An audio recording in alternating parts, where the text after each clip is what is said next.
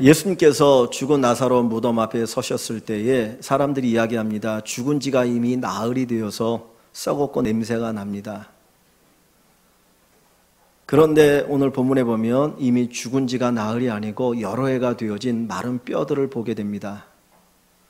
이미 피부도 사라졌고 살도 사라졌고 이제 사람이었다라고 하는 흔적만 남아있는 뼈들을 하나님께서 살리시는 기적을 일으키십니다. 이 기적은 절망적인 상황 속에서 하나님께서 희망을 불어넣으신다라고 하는 것, 인간이 상상할 수 없는 놀라운 기적을 일으키신다고 하는 것을 우리에게 가르쳐 줍니다. 하나님의 기적의 역사는 이 에스겔 시대만이 아니라 오늘 우리의 삶의 현장 속에서도 일어나게 됩니다. 죽음이라고 하는 단어가 뭡니까? 기능을 상실하면 죽음이죠. 그 기능을 제대로 발휘해야 살아있는 건데 기능을 상실하면 죽음입니다. 그래서 내가 아무리 좋은 차도 기능을 상실하면 폐차시킵니다. 기능을 잃어버린 모든 것들을 하나님이 회복시키신다. 오늘 우리의 삶 속에서 우리가 만나는 현장 속에서 기능을 잃어버리고 그 기능을 상실하고 마치 죽은 것 같은 수많은 것들을 하나님이 회복시키시는 놀라운 기적을 일으켜 주실 줄 믿습니다. 혹 여러분의 가정이, 여러분의 삶의 공동체가 아니면 여러분 자신이 기능을 상실한 죽은 것 같은 삶이라고 한다면 주님의 능력으로 모든 것들이 회복되어지는 기적을 체험하기를 간절히 축원합니다. 오늘 본문 속에서 하나님이 이 기적을 일으키실 때 몇 가지 과정을 거치게 됩니다. 첫째로 에스겔 선지자를 골짜기 가운데로 인도하십니다. 1절 말씀을 보시면 여호와께서 권능으로 내게 임재하시고, 나라고 하는 건 에스겔 선지자를 얘기합니다. 그의 영으로, 하나님의 영으로 나를 데리고 가사 골짜기 가운데 두셨는데 거기 뼈가 가득하더라. 하나님께서 이 마른 뼈들을 살리는 기적을 일으킬 때 그 현장에 누구를 두십니까? 에스겔 선지자를 두십니다. 오늘 하나님이 기적을 일으킨 그 현장에 누구 두기 원하십니까? 믿음의 사람을 두기를 원하시고 여러분을 두기를 원하셔요. 하나님이 여러분들이 하나님의 기적, 하나님의 능력을 보며 살아가기를 원하십니다. 예수님께서 기적을 일으키실 때 12제자를 데리고 다녔지만 정말 중요한 때는 3제자를 데리고 가십니다. 베드로와 요한과 야고보, 그들을 곁에 두시고 그들이 보는 데서 기적을 행하셨어요. 기적의 현장에는 누가 있느냐? 믿음의 사람이 있습니다. 믿음의 사람이 그 기적을 체험하고 하나님의 능력을 체험하게 되어집니다. 예수님이 나사렛에서 살으셨지만 나사렛에서 기적을 일으키지 않았어요. 왜요? 그들이 예수를 신뢰하지 않았기 때문이에요. 믿지 않았기 때문입니다. 저와 여러분들이 믿음을 가지면, 믿음의 사람이 되어지면 하나님의 기적을 체험하게 되어질 줄 믿습니다. 이 기적이 여러분의 삶 속에서 풍성하게 일어나기를 간절히 축원합니다. 주님께서 에스겔을 그 골짜기 가운데로 인도하실 뿐만 아니라 그 현장을 친히 보게 하십니다. 2절 말씀 같이 한번 읽습니다. 2절, 나를 그 뼈 사방으로 지나가게 하시기로 본즉 그 골짜기 지면에 뼈가 심이 많고 아주 말랐더라. 하나님께서는 이 에스겔 선지자로 멀리서 그 골짜기 뼈들을 보게 하시는 것이 아니고 일일이 그 사방으로 지나가게 하십니다. 수많은 뼈들이 널려있는 그 현장을 이리저리 다니면서 직접 눈으로 목도하게 하셔요. 근데 그 목도했던 그 뼈들은 어떤 형태입니까? 심이 많고 아주 말랐다 그랬습니다. 한두 사람의 시체가 아니라 수많은 사람들의 시체로 말미암는 뼈들이고, 이게 죽은 지 얼마 되지 않은 것이 아니라 죽은 지 아주 오래되어서 말라버린 그 뼈들을 목도하게 하십니다. 그것은 하나님께서 그 현실을, 골짜기의 현실을 직접 보게 하십니다. 심이 많고 아주 말랐더라. 이 말의 의미가 무엇이겠습니까? 전혀 가망이 없다는 거예요. 살아날 가망이 전혀 없다는 겁니다. 죽은 지 하루 되어진 시체라며 혹 살아날 수 있을지 모르겠습니다. 막연한 기대 속에서 혹 살아나지 않을까, 혹 살아나지 않을까. 제가 대학교 2학년 때 친구가 군대 갔다가 사고로 죽었습니다. 그래서 이제 장례식을 한다고 국군수도통합병원에서 장례식을 하는데 그 시신을 이렇게 이제 바깥으로 내놓고 이렇게 장례식을 하더라고요. 근데 그 얼굴을 화장을 했더니 진짜 금방이라도 일어날 것 같아요. 죽은 지 며칠 되은 시체인데 금방이라도 일어날 것 같대요. 근데 지금 이 마른 뼈라고 하는 것은 인간의 형상은 아무것도 없어요. 살도 없어요. 가죽도 없어요. 그냥 뼈만 남아있는 겁니다. 그런데 하나님이 그 뼈를 보게 하시는 거예요. 왜 그래요? 절망이라는 거예요. 인간의 눈으로 보면 아주 절망적이라는 거예요. 조금의 기대도 없다라는 겁니다. 우리는 막연한 기대를 가지고 살아가죠. 뭔가 잘 되지 않을까? 뭔가 되지 않을까? 뭔가 되지 않을까? 그 막연한 기대를 가지고 살아갈 때가 있습니다. 그런데 하나님은 막연한 기대를 사는 것이 아니라 현실을 보라는 거예요. 지금 이 현실이 얼마나 절망적인지, 이 현실이 아무런 가능성이 없다라고 하는 것을 냉철하게 판단해 보라고 이야기합니다. 많은 그리스도인들은 막연한 기대를 가지고 살아갑니다. 내가 하나님을 믿으니까, 하나님 믿으니까 뭔가 좋은 일이 있지 않을까. 그 예수 믿는 사람만이 아니라 예수 믿지 않는 사람들도 그런 막연한 기대를 가지고 살아가죠. 그러나 우리는 예수 믿는 사람들일수록 더욱더 현실을 직시해야 합니다. 이 현실이 어떠한지, 하나님을 떠난 이 현실이 어떤지, 이 세상에서 아무런 소망을 발견할 수 없는 것을 우리가 볼 수 있어야 합니다. 우리 청년들에게 쓰는 용어 가운데 3포, 5포, 7포 그런 말을 씁니다. 포기할 수밖에 없는 세상이라는 거죠. 어떤 분은 모포라는 말도 쓰더라고요. 모포가 뭔지 아세요? 모든 것을 포기했다. 모든 것을 포기했다는 거, 아무런 희망이 없다는 거예요. 그런데 그것이 단순히 경제적으로, 물질적으로만 이런 시대가 아니라 도덕적으로 얼마나 타락했습니까? 어떻게 보면 모든 것이 암울한 시대가 오늘 우리가 살고 있는 시대입니다. 이 시대 속에서 하나님은 보라는 거예요. 그 아모스라고 하는 선지자가 살았던 시대는 경제적으로 풍요로운 시대예요. 그런데 그 시대가 경제적으로는 풍요로웠지만 윤리 도덕적으로는 엄청나게 타락한 시대입니다. 종교적으로도 아주 타락했습니다. 그래서 그 신발짝 하나, 고무신 하나 가지고 사람을 사고 파는 그런 불의와 부도덕이 있던 그 시대, 아모스 선지자를 통해서 하나님이 그것을 말씀하시고 보게 하시는 거예요. 오늘 우리가 기적을 체험하기 위해서 먼저 현실을 똑바로 봐야 합니다. 내가 살고 있는 현실이 어떤 시대인지, 하나님을 떠난 이 세상이 어떻게 어디로 흘러가고 있는지 우리가 볼 수 있어야 하나님을 향한 기대를 가질 수가 있게 되는 것입니다. 세상에서는 아무런 소망을 발견할 수가 없습니다. 인간에게 아무런 소망이 없다라고 하는 것을 저희들이 뼈저리게 느낄 수 있기를 소원합니다. 하나님께서 이 에스겔 선지자에게 그 골짜기의 현실을 보게 하십니다. 뼈가 심히 말랐고 아주 말랐더라. 아무런 소망이 없더라. 아무런 소망이 없더라. 그것을 보게 하시고 나서 3절을 보시면 하나님이 에스겔에게 이렇게 말씀하셔요. 3절 말씀을 같이 한번 봅니다.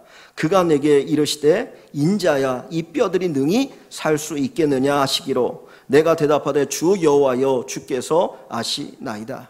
지금 이 에스겔은 그 마른 뼈들이 힘이 많은 그 현실을 봤어요. 야, 이거는 절망이구나. 이건 절망이구나. 자기의 과거를 보는 거예요. 자기 민족의 과거를 보는 거예요. 바벨론에 의해서 나라가 처참하게 무너지고 그리고 수많은 사람 죽은 그 현실을 보게 하셨습니다. 그 현실을 보게 하실 뿐만 아니라 주님께서는 그 현실을 목도하고 있는 에스겔 선지자에게 묻습니다. 이 뼈들이 살겠느냐? 이 뼈들이 능히 살 수 있겠느냐? 하나님이 왜 에스겔 선지자에게 이 질문을 던지십니까? 이 뼈들이 능히 살겠느냐? 뭘 얘기하는 겁니까? 기대하라는 거죠. 네가 눈으로 보는 이 현실은 절망적이야. 아무런 소망이 없어. 그러나 다른 사람들처럼 절망하는 것을 끝나지 말고 무언가를 기대하라는 거예요. 오늘 우리가 살아가면서 우리 현실은 너무 절망적일 때가 많아요. 내가 뭐 할 수 있겠는가? 우리 집안이 뭐가 되겠는가? 내 직장이 뭐가 되겠는가? 그런 어떤 절망적인 현실이 있지만 그러나 우리 스스로는 절망할 수밖에 없지만 하나님을 바라보면서 소망을 가지라고 우리에게 말씀합니다. 하나님의 역사를 기대하라는 거예요. 절망적인 상황이기 때문에 하나님의 역사를 기대할 수가 있는 겁니다. 요한복음 5장에 보면 베데스다 연못가에 수많은 병자들이 있습니다. 그들이 거기에 있는 이유는 그 물이 동할 때에 제일 먼저 들어가는 사람이 병이 낫는다라고 하는 전설을 믿었기 때문이에요. 그런데 거기에 38년 된 병자가 있습니다. 이 사람은 도와줄 수 있는 사람이 아무도 없었어요. 너무나 병이 오래되었기 때문에 스스로 일어나서 뛰어갈 수도 없었고 도와줄 사람도 없었기 때문에 그냥 막연하게 그는 그 자리에 있는 겁니다. 그런데 주님이 찾아오셔서 38년 된 병자를 만나 주십니다. 그리고 제일 먼저 던지신 말씀이 뭡니까? 내가 낫고자 하느냐? 내가 낫고자 하느냐? 하나님의 기적은 어디에서 일어납니까? 절망적인 상황에서 하나님의 기적이 일어나요. 그러나 절망적인 상황이 있을지라도 희망을 포기하지 않는 사람, 희망을 가지고 있는 사람, 바로 그들에게 하나님이 역사하시고 기적을 일으키십니다. 포기하면 기적은 일어나지 않습니다. 내가 포기하지 않으면 결코 하나님도 역사하지 않으십니다. 내가 포기하지 않고 기대하고 소망할 때 하나님이 역사하셔서 놀라운 일을 이루어 주시는 겁니다. 믿음은 포기하지 않습니다. 현실 때문이 아니라 뭔가 조금의 가능성이 있기 때문에 내가 포기하지 않고 희망 갖는 게 아니라 하나님 때문에, 현실은 절망적이지만 전능하신 하나님 때문에, 그분 때문에 희망을 갖는 자들에게 하나님이 역사하여 주십니다. 어떤 젊은 부부가 아이를 낳고 그 아이에게 우유를 먹였습니다. 우유가 몸에 좋으니까 우유를 먹이는데 그 아이에 대한 소망이 있는 거예요. 이 아이가 세계적으로 뛰어난 사람이 됐으면 좋겠다. 그래가지고 아인슈타인 우유를 먹였습니다. 아인슈타인처럼 세계적인 사람이 되어라. 근데 아이가 이렇게 보니까 세계적인 사람이 될 것 같진 않아요. 그래서 우유를 바꿨습니다. 뭘로 바꿨을까요? 서울 우유로 바꿨어요. 서울대 갔으면 좋겠다. 그래서 서울을 먹였는데 그래도 아이가 재능이 나오지 않습니다. 그래서 할 수 없이 연세 우유로 바꿨습니다. 연대라도 갔으면 좋겠다. 근데 연세 우유를 먹이지만 그래도 안 돼요. 그래서 바꾼 우유가 건국 우유예요. 건국대라도 꼭 갔으면 좋겠다. 근데 아이가 부모의 바람처럼 잘하지 않는 거예요. 그래서 할 수 없이 우유를 또 바꿨습니다. 뭘로 바꿨을까요? 예? 그럴 줄 알았어요. 삼육대학 가라고. 삼육우유. 근데 이 부모가 저지방 우유로 바꿨습니다. 지방에 있는 대학이라도 갔으면 좋겠다. 죄송합니다. 그냥 학벌 가지고 이렇건 얘기해서. 우리는 살아가면서 소망을 잃어버려요. 처음에 소망을 갖다가 현실을 보면서 소망을 잃어버리는 것이 우리의 모습입니다. 그러나 우리 믿음의 사람은 현실을 보고 소망을 갖고 잃어버리는 것이 아니라 하나님을 바라보고 소망을 갖는 겁니다. 그 하나님이 우리에게 소망을 주시기 때문에 소망을 갖게 되어지는 겁니다. 스카펙이라고 하는 분이 랍비의 선물이라고 하는 글을 썼는데 그 랍비의 선물이라고 하는 글에 이런 내용이 있습니다.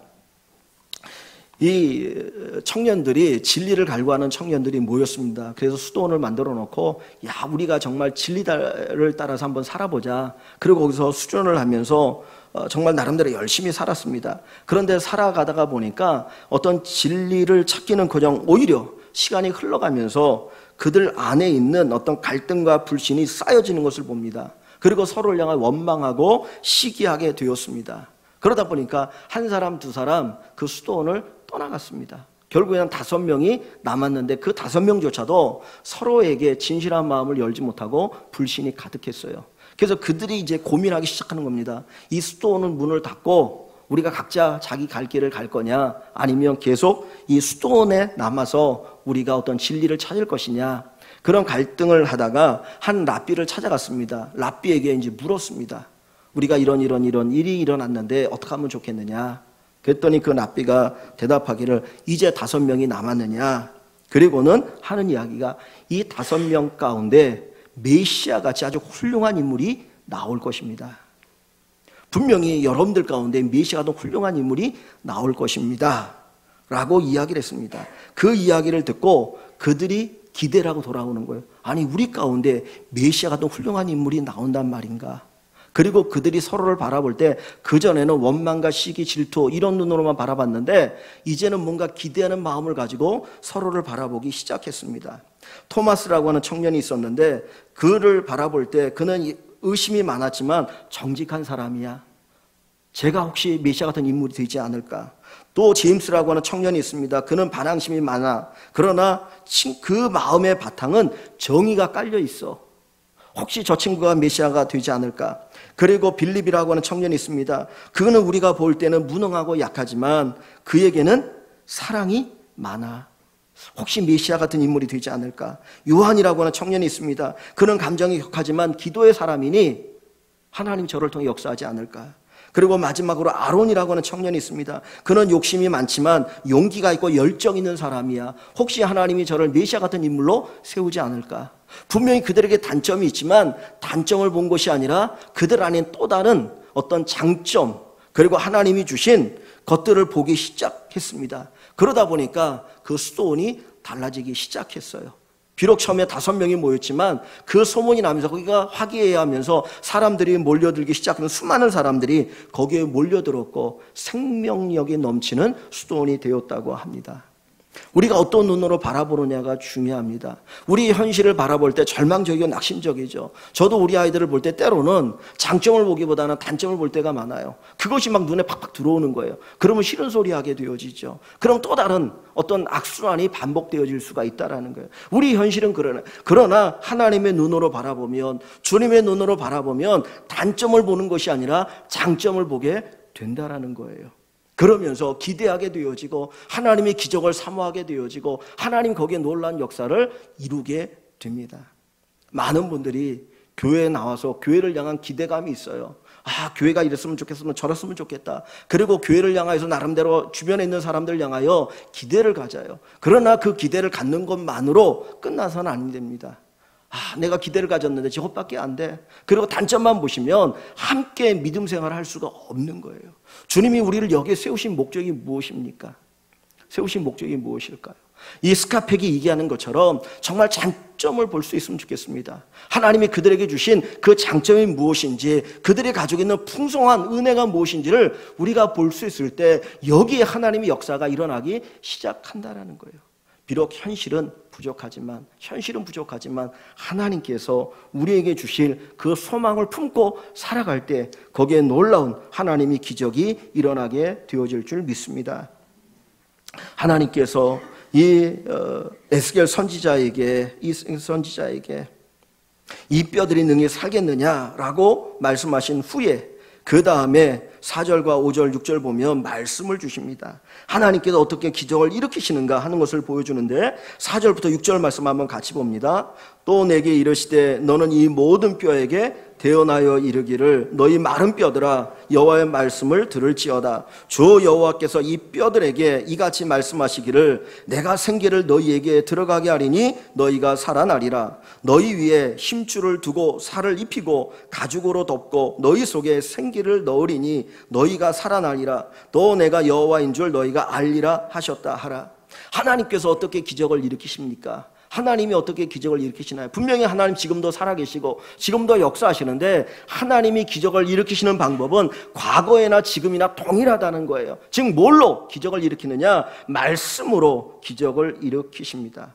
하나님의 기적의 도구는 말씀입니다. 말씀이 들어가면 삽니다. 말씀이 들어가면 삽니다. 그러나 말씀이 들어가지 않으면 죽을 수밖에 없습니다. 히브리서에 하나님의 말씀은 살아있고 그랬어요. 하나님의 말씀은 살아있고 운동력이 있다 그랬습니다.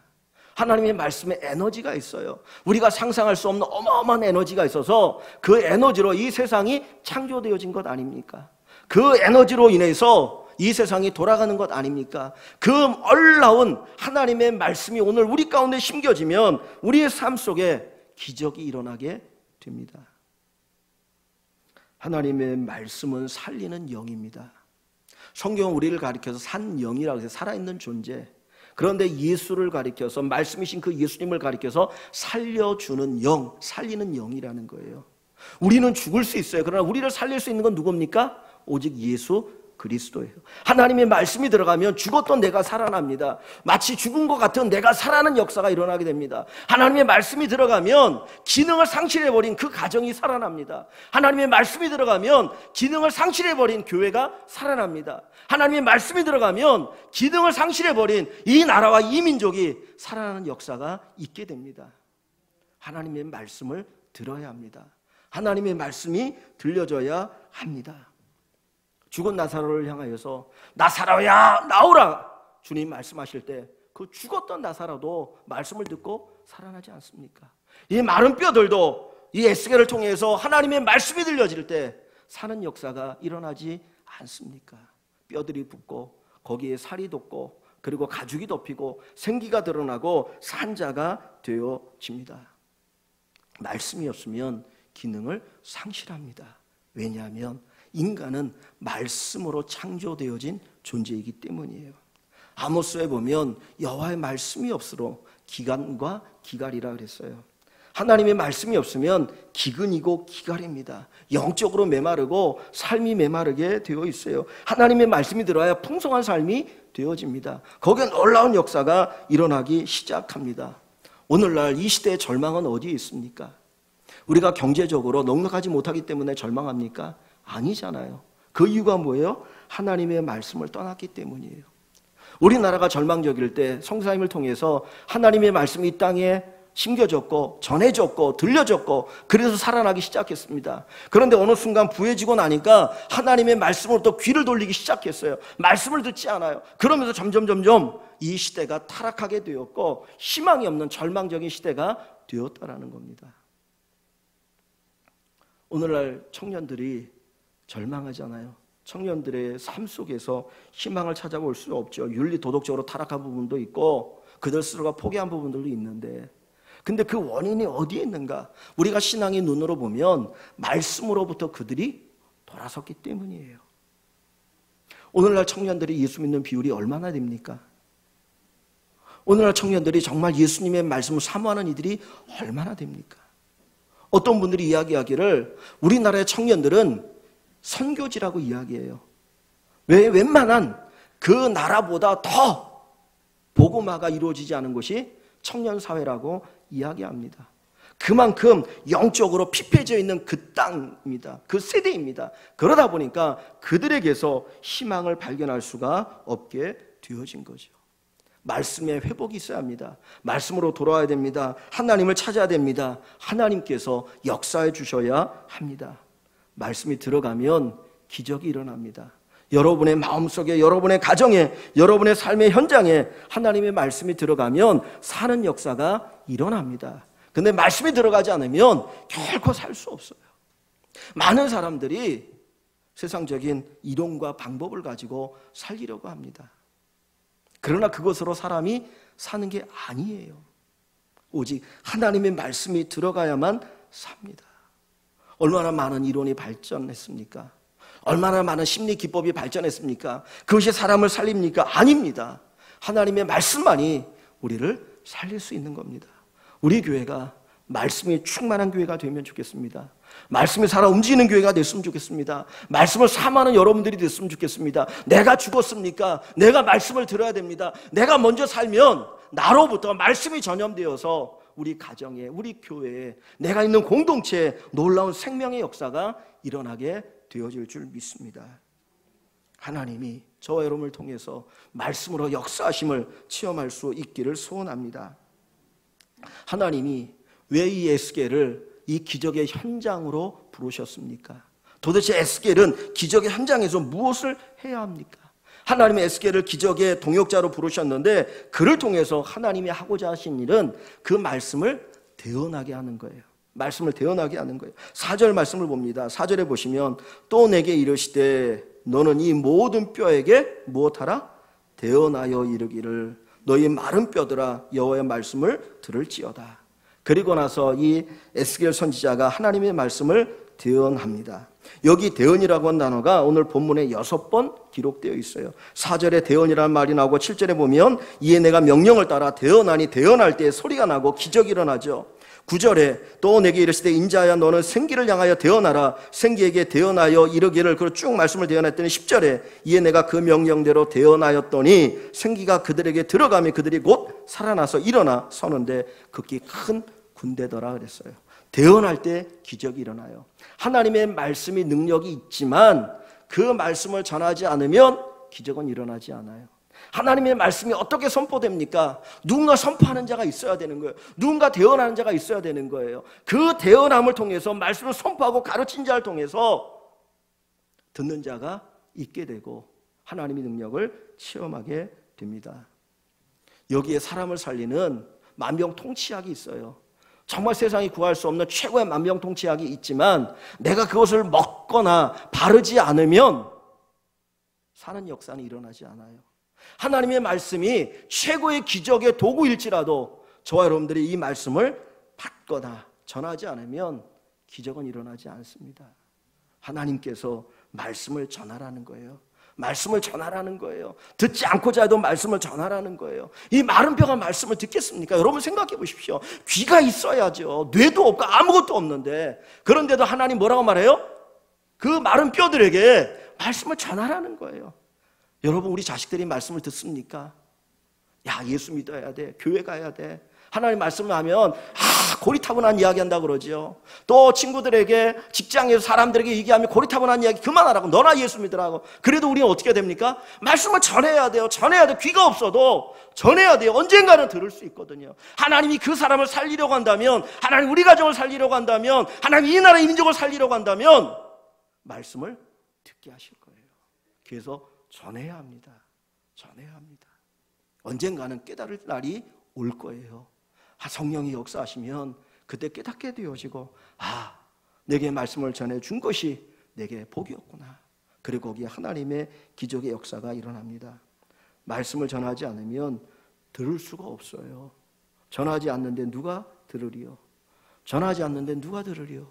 이 생명의 말씀을 우리가 가지고 있으면서도 이 생명의 말씀, 생명의 말씀인 줄 모르고 전하지 않으면 누가 듣겠습니까? 우리의 가정이 살아야 됩니다. 우리의 가정이 행복해야 됩니다. 그런데 오직 하나님의 말씀이 전해질 때 여기에 놀라운 역사가 있습니다. 성도의 사명이 뭡니까? 교회의 사명이 무엇입니까? 바로 하나님의 말씀을 전하는 겁니다. 사람을 살리는 겁니다. 이 생명의 말씀을 저와 여러분들에게 맡기셨는데 이 말씀을 가지고 살리는 역사가 있기를 주의 이름으로 간절히 축원합니다.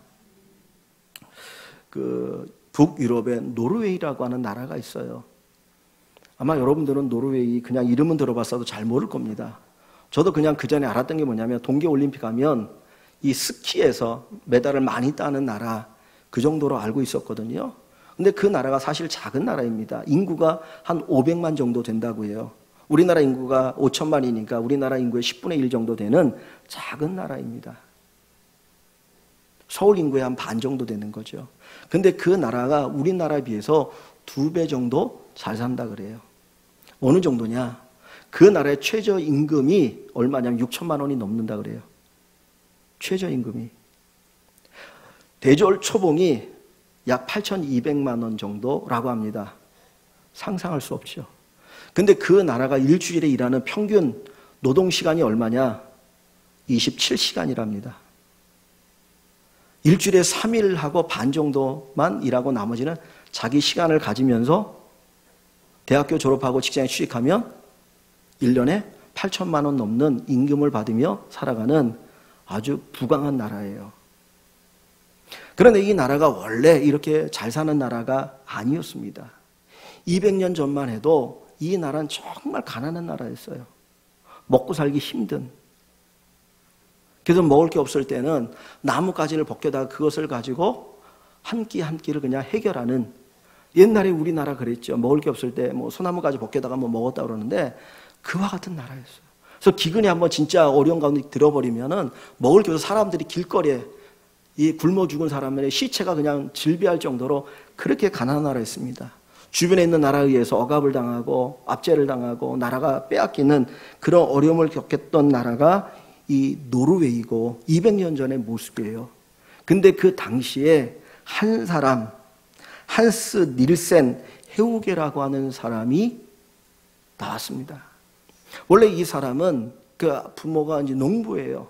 그리고 농부 가정에서 태어났는데 부모도 다 예수 믿고 이 청년도 예수 믿었는데 25살 때 그가 하나님의 부르심을 받게 됩니다. 나름대로 신실하게 살아가는데 25살 때 하나님의 부르심을 받고 그 돌아다니면서 복음을 전하기 시작해요. 이쪽 저도 복음을 전하는데 이 노르웨이라는 나라가 가난하면서도 이 자유가 없어가지고 마음대로 돌아다니지 못하는 거예요. 뭔가 여행증이 있어야만 돌아다닐 정도로. 그래서 돌아다닐 수 없는데도 복음을 들고 막 돌아다니면서 복음을 전했습니다. 그가 30년 동안 복음을 전했는데 복음을 전하면서 그 마을에 가정에 소위 그냥 말하면 교회라고 얘기할 수 있어요. 가정교회. 성경 공부 모임을 만들었는데 그가 30년 동안 했던 그 성경 공부 모임이 몇 개가 되냐면 1000개가 된대요. 그 당시 인구가 몇 명이냐? 80만 명입니다. 80만 명의 인구 가운데 1000개의 성경 공부 소그룹을 마을마다 가정이 만들어 놓고 거기서 모여서 사람들이 성경을 공부하고 기도하고 그러고 이제 움직이기 시작했습니다. 이 당시에 학교도 별로 없었고 그리고 대학은 아예 없었고 그러니까 사람들이 글을 읽을 줄 모르는 거예요. 그러니까 아주 정말 못 사는 나라였던 거죠. 근데 이 사람이 돌아다니면서 복음을 전하고 복음을 전했는데 복음을 전하면서 깨달은 게 뭐냐면 사는 길은 복음밖에 없다.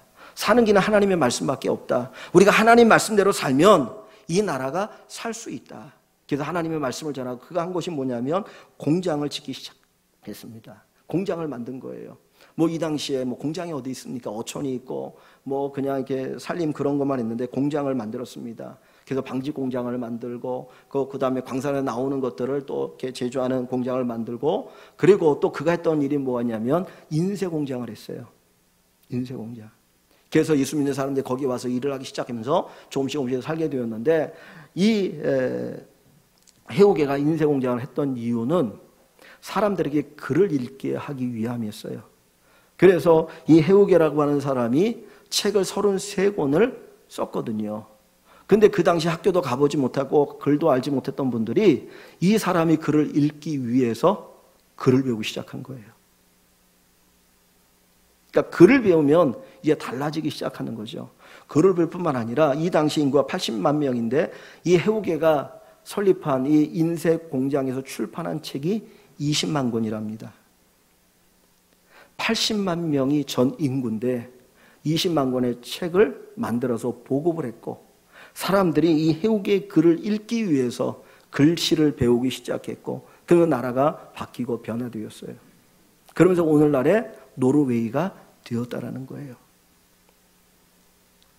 하나님의 말씀이 들어가면 하나님의 말씀이 전해지면 놀라운 기적이 일어나게 됩니다. 저와 여러분들이 하나님의 말씀의 사람이 되어지면 우리를 통해서 하나님이 놀라운 역사를 이루실 거예요. 겉으로 볼 때는 똑같은 사람이요. 예수 믿는 사람, 믿지 않는 사람 똑같은 사람일지 모르지만 그런 말씀이 있는 사람과 말씀이 없는 사람은 천지 차이입니다. 여러분 안에 하나님의 말씀이 있고 그 말씀이 여러분의 입술을 통해서 누군가에게 전해져서 그 사람이 살고 그 가정이 살고 그가 속해 있는 공동체가 사는 놀라운 은혜의 역사가 일어나기를 주 이름으로 간절히 축원합니다. 오늘 본문 10절 말씀을 보십시오. 이에 내가 그 명령대로 대언하였더니 에스겔 선지자가 하나님 주신 말씀 그대로 대언합니다. 뭐라고 대언합니까? 뼈들아 살아라고 얘기하죠. 앞부분에 내가 하면서 그 쭉 대언할 때에 하나님이 어떻게 하셔요? 생기가 그들에게 들어가면 곧 살아나서 일어나 서는데 그 큰 군대더라 했어요. 말씀이 들어가니까 어떻게 돼요? 곧 살아나요.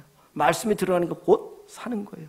하나님의 말씀이 뭡니까? 살리는 거예요. 살리는 거. 하나님의 말씀의 내용은 살아나리라, 살아나리라, 살아나리라. 그리고 그 말씀이 들어가니까 사는 역사가 일어납니다. 그런데 어떻게 사는 역사가 일어납니까? 그 뼈들이 살아나서 일어나서는데 뭐가 됩니까? 큰 군대가 되었어요. 그 이전에 아마 이 뼈들은 군인들의 뼈였는지 몰라요. 그러나 바벨론에 의해서 처참하게 패하고 죽어버린 뼈들입니다. 그런데 하나님의 역사로 살아났는데 그가 큰 군대가 되어서 이기는 군대가 되는 거예요. 오늘 하나님께서 우리를 살리시는데 어떤 존재를 살립니까? 이기는 존재를 살리는 거예요. 왜 우리가 죽습니까? 세상에 패하고 욕심에 패하고 죄에 패하고 유혹에 패하고 그래서 끊임없이 지다가 보니까 죽은 존재가 되지 않았습니까? 그런데 하나님의 말씀이 들어가면 사는 존재가 되는 거예요. 이기는 존재가 되는 거예요. 유혹이 와도 이길 수 있어요. 죄와 싸워 이길 수 있어요. 세상과 싸워 이길 수 있어요. 나와 싸워 이길 수 있어요. 사실 우리 싸움이 가장 힘든 건 누구와의 싸움입니까? 나와의 싸움 아닌가요? 그죠? 하나님 우리를 시험한다 하지 말라. 너희 안에 있는 욕심이 너를 시험한다 그랬거든요.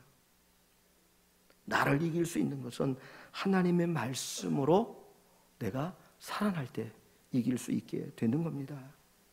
이기는 존재가 됩니다. 이길 수 있습니다.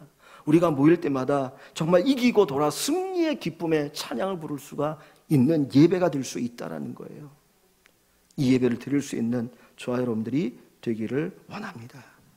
그래서 6절 끝부분에 이 기적을 일으키시는 이유가 뭡니까? 내가 여호와인 줄 너희가 알리라. 내가 여호와인 줄 너희가 알리라. 내가 믿는 하나님이 어떤 분인지를 체험으로 아는 거예요. 체험을 하는 것, 그냥 성경이 이야기하는, 그냥 목사가 이야기하는 하나님이 아니라 내가 만난 하나님, 내 인생을 바꾸신 하나님, 내 안에 놀랍게 역사하시고 기적을 일으키신 그 하나님을 내가 만나고 그 하나님을 전할 때 거기에 기적이 일어나죠. 그분을 만날 수 있게 되는 것입니다. 사랑하는 성도 여러분, 우리의 삶의 현실은 녹록하지가 않습니다. 때로는 절망적입니다. 답답합니다. 그러나 우리의 소망이 어디에 있습니까? 하나님에게 있어요. 하나님이 우리에게 기적을 일으키시겠다. 하나님이 우리를 회복시키시고 새 역사를 일으키시겠다라고 말씀합니다. 근데 그 도구가 뭡니까? 말씀입니다. 하나님의 말씀입니다. 하나님의 말씀이 여러분의 가슴에 심겨지면 여러분 안에 기적이 일어나고요. 하나님의 말씀이 여러분의 가정에 심겨지면 여러분의 가정에 기적이 일어나고요. 하나님의 말씀이 우리 교회 안에 제대로 심겨지면 우리 교회 안에 어마어마한 기적이 일어날 줄 믿습니다.